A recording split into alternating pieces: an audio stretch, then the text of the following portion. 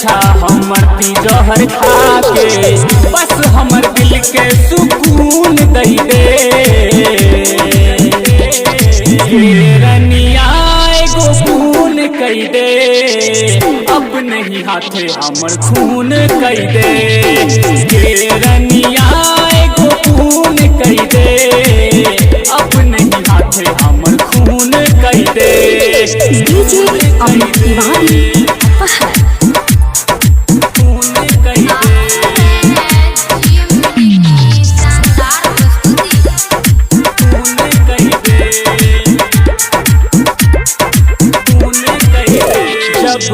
करे के रहे शादी दूसरा संगे, झूठा प्यार काहे कौले सपना दिखा के, सपना दिखा के।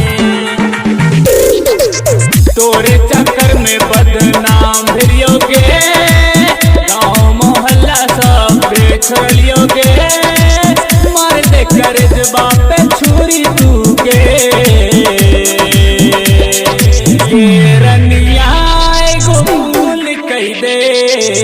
अपने ही हाथे हमर खून कई दे।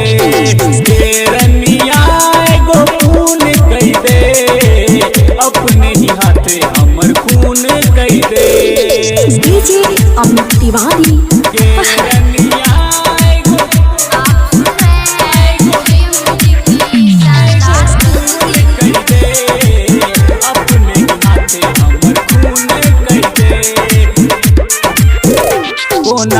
गलती के सजा हमरा दै छे सनम गे, कमी की भेलो हमसे तोहरा प्यार में, तोहरा प्यार में।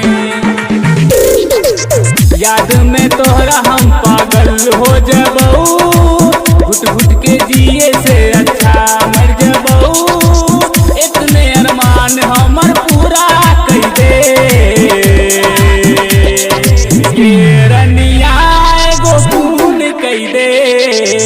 अपने ही हाथे हमर खून कई दे। रनिया एगो खून कई दे, अपने ही हाथे हमर खून कई दे, खून कई दे। रिकॉर्डिंग स्टूडियो बेला दरभंगा।